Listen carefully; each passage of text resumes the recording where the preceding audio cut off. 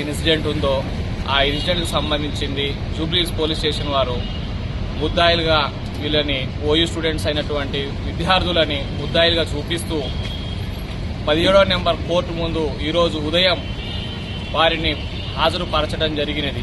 అట్టి విషయమై నేను ఆ కేసులో వాదించగా జడ్జి గారు అట్టి విషయాలని కన్సిడర్ చేస్తూ వారికి ఒకరి చొప్పున 2 షూరిటీల చొప్పున for each 10,000 without any condition within 3 days లో కంప్లై చేయమని ఈరోజు బెయిల్ మంజూరు చేయడం జరిగినది. జడ్జి గారి 17వ నెంబర్ కోర్టు జడ్జి గారి ఇంటి ముందు కమలానగర్, వనస్థలిపురం, హైదరాబాద్.